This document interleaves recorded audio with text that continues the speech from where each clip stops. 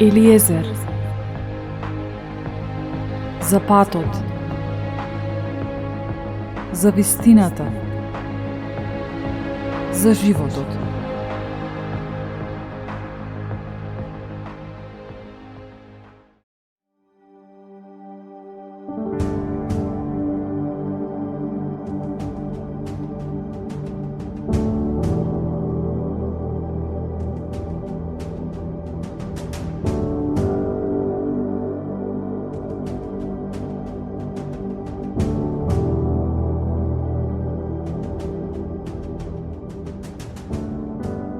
Што избираме? Каков избор ќе направиме денес? Да размислиме. Секој пат кога лажеме, дали тоа е Божја волја или волја на ѓаволот? Секој пат кога изневеруваме, дали тоа е Божјата желба што ја исполнуваме или желбата на ѓаволот? Секој пат кога крадеме, дали тоа е Божјата желба што ја исполнуваме или желбата на ѓаволот? Како можеме да ја исполнуваме желбата на ѓаволот и во исто време да се изјаснуваме како деца на Севишниот?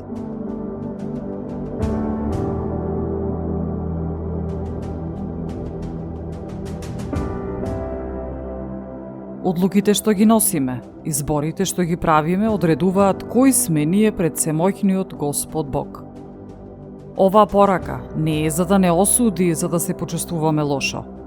Оваа порака е за нас, за да ја видиме вистината, бидејќи вистината ќе не ослободи, како што говори Исус Христос. Ако грешникот не е свесен дека е грешник, тој никогаш нема да престане да греши. Ако не знаеме дека оно што го правиме е погрешно, тогаш како ќе се промениме и како ќе престанеме да го правиме погрешното?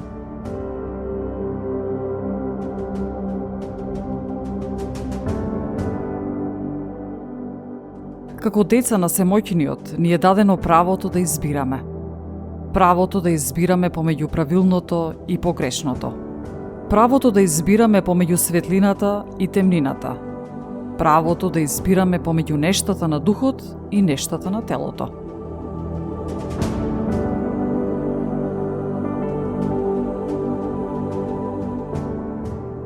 Многу пати, кога чувствуваме притисок на работа, дома, со луѓето околу нас, со пријателите, нешто се случува и ние се чувствуваме навредени.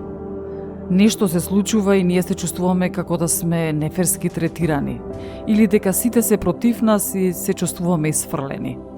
Па започнуваме да се спротивставуваме на секого, да се караме со неблиските, со колегите, со вработените, се со цел да го исфрлиме нашиот гнев.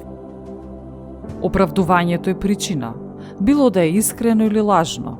Го користиме за да го објасниме или да го оправдаме нашето грешење.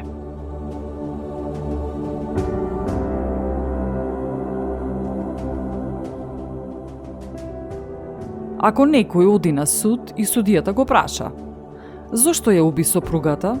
А тој одговори: "Во право си, судио, ја убив, но јас ја сакав и бидејќи не сакав да биде со никој друг, да биде само моја, мислев дека е подобро да ја убијам."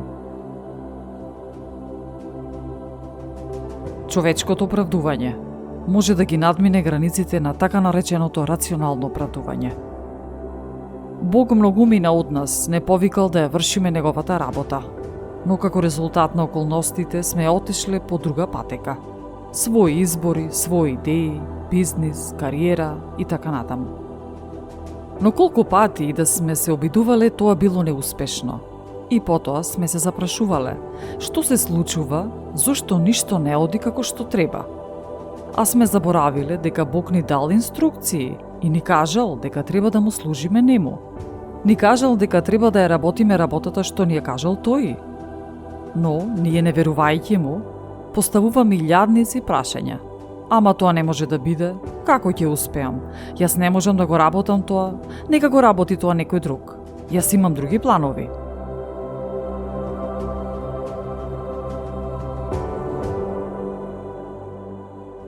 И Адам и Ева дава оправдувања, но се виде што се случи со нив.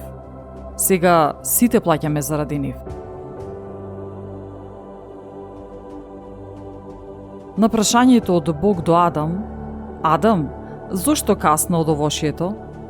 Тој одговори: Господи, јас не сум крив, Ева ме натера. А на истото прашање Ева одговори: Господи, јас не сум крива, змијата ме измами и ми даде да каснам. А ти, змијо, зошто ги измами? А незиниот одговор беше: Господи, ако навистина тие беа твои деца, како што велеа дека се, тогаш тие требаше да бидат внимателни. Требаше да ја сторат вистинската работа. И така, секој од нас има некакво оправдување. А што требаше Бог да рече? Дека да, навистина јас сум крив, дека јас сите ве создадов? Сите тие се обидуваат да докажат дека Бог беше крив, а не тие.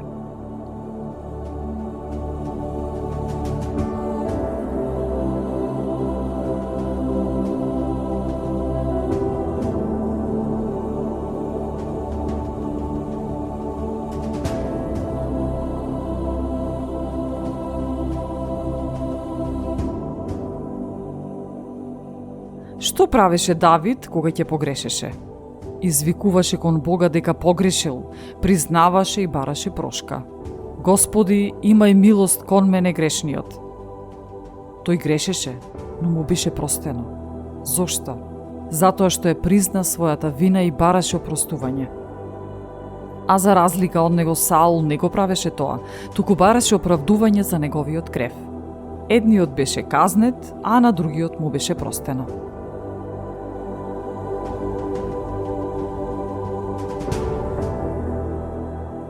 Никој не е совршен, да бидеме реални. Никој, освен Исус Христос, единствен кој е совршен.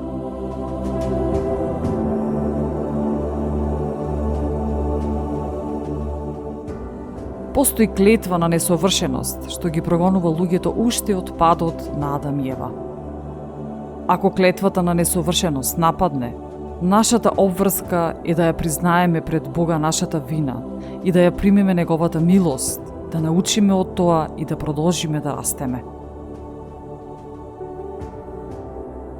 Сите луѓе паѓаат, но големите, понизните, искрените луѓе, луѓето кои сакаат да се менуваат, тие стануваат.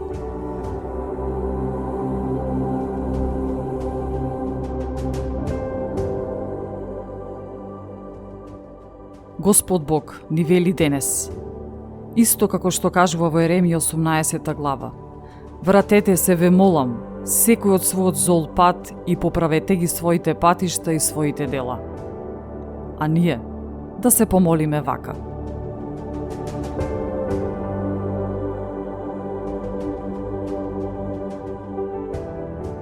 Кон Тебе, Господи, ја издигнувам душата своја. Боже мој, на Тебе се надевам, да не се посрамам довека, да не ме исмејуваат непријателите мои. Да не се засрамат оние што се надеваат на Тебе, да се посрамат оние што вршат беззаконија без причина. Покажи ми ги, Господи, патиштата Твои и научи ме да врвам по патеките Твои. Упати ме кон Твојата вистина и научи ме, зашто Ти си Бог на моето спасение. На Тебе се надевам секој ден.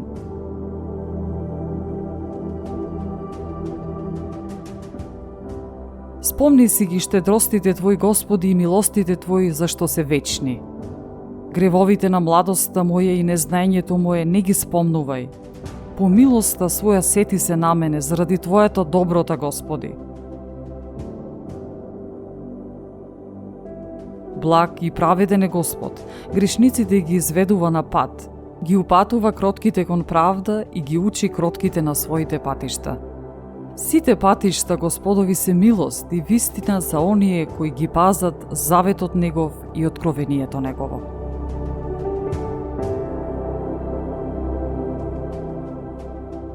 Заради Твоето име, Господи, прости ми го гревот мој, зашто е голем.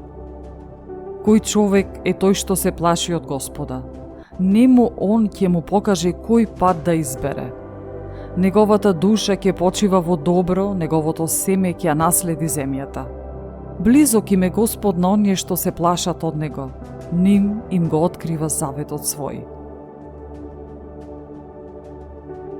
Очите мои секогаш се кон Господа, зашто Он ги вади од стапица нозете мои. Погледни на мене и смилувај ми се, зашто сум самотен и во мака. Скрбите на срцето мое со множија, извади ме од неволите мои. Погледај ги страдањата и маките мои, па прости ми ги сите гревови мои. Погледај ги моите непријатели, колку многу се намножија и колку многу ме мразат.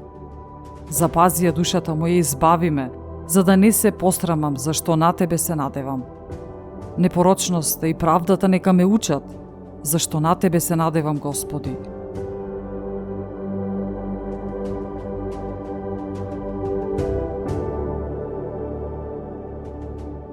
Суди ме, Господи, бидејќи одев непорочно и надевајќи се на Господа нема да се поколебам. Искушај ме, Господи, испитај ме, отвори ги утробата моја и моето срце. Твојата милост е пред очите мои, а јас одам во Твојата вистина. Со луѓе суетни не седев и со престапници на законот Твој нема да отидам. Го намразив собиралиштето на злонамерните, со нечестивите нема да седам. Ќе ги мијам рацете своји во невиноста и ќе го заобиколувам жртвеникот Твој, Господи, за да ја разгласувам похвалата Твоја и да ги раскажувам сите Твои чудеса.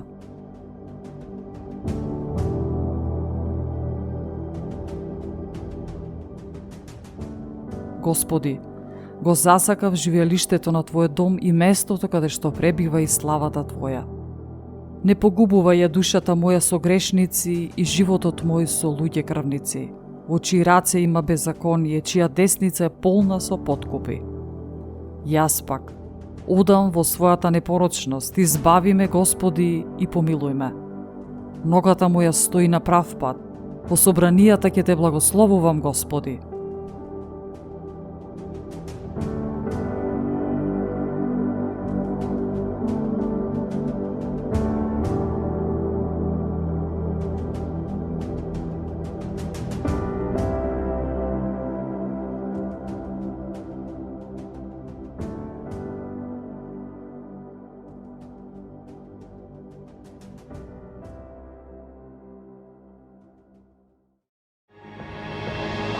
Елиезер.